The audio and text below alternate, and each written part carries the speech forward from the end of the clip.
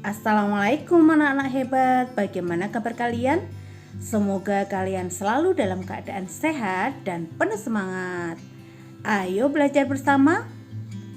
Agar channel ini dapat berkembang dan kalian juga lebih mudah menemukan channel ini, like dan subscribe dulu ya. Terima kasih. Baik anak-anak, kita mulai saja pembelajaran pada hari ini dengan membaca bismillah bersama-sama ya. Bismillahirrohmanirrohim.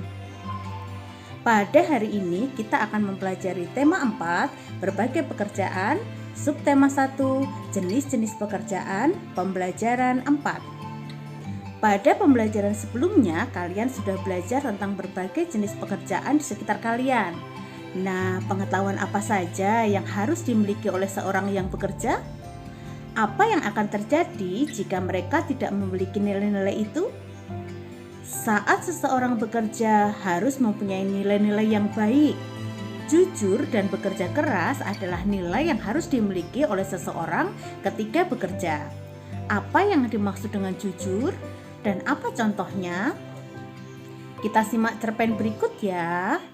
Kalian bisa membuka buku tema 4 kalian halaman 28 sampai 29 untuk mengikuti cerpen ini ya. Kita baca sama-sama ya. Pemimpin idola, pemimpin yang jujur. Ida temanku sebangku, mungil, berkulit hitam manis, tidak banyak bicara dan pandai, itulah cirinya. Ia seorang anak yang sederhana.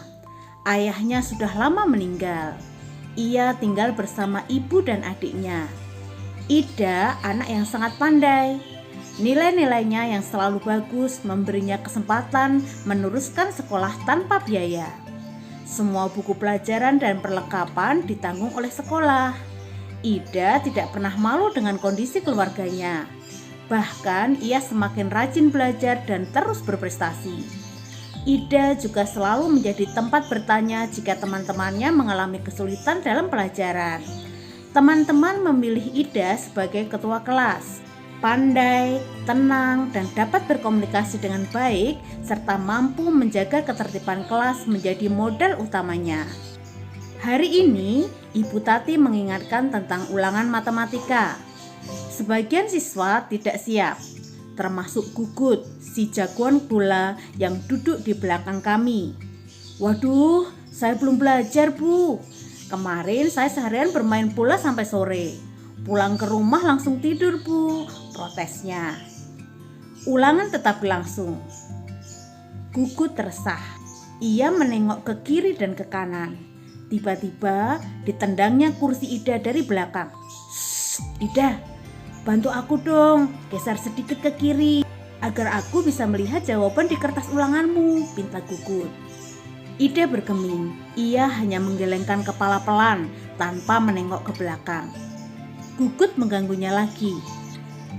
Ayo dong Ida, sekali ini saja, nanti aku beri kamu uang Rp10.000. Kamu bisa jajan kue di kantin, layunya. Gugut tahu benar Ida tidak pernah jajan di kantin. Ibunya tidak memberinya bekal uang jajan. Ida selalu membawa sebungkus nasi dan lauk dari rumah. Namun di luar dugaan Gugut, Ida tidak terusik.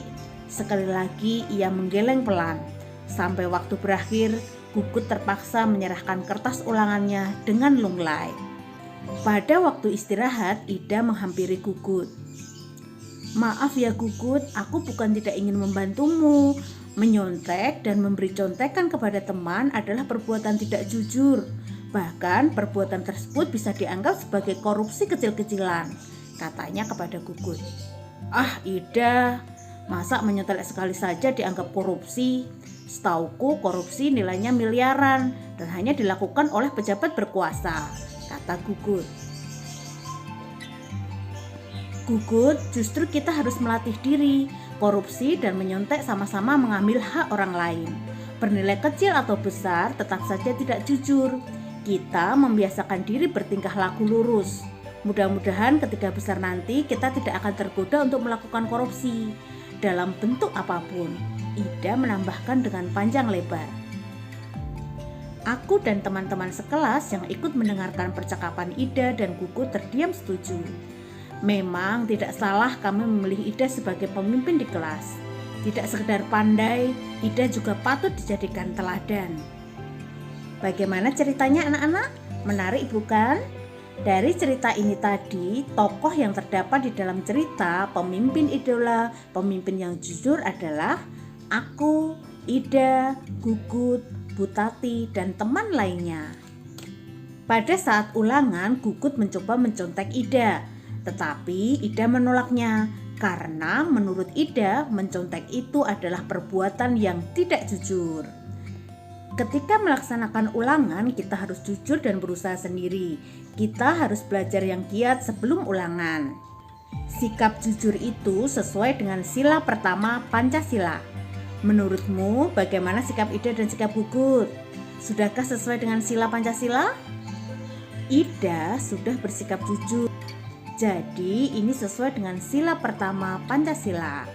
Sedangkan Gugut, dia masih mencontek saat ulangan, sehingga ini tidak sesuai ya dengan sila Pancasila. Kejujuran merupakan perbuatan yang baik. Kita dapat dipercaya dengan melakukan sikap yang jujur. Apabila kita tidak jujur, maka akan merugikan diri sendiri dan orang lain.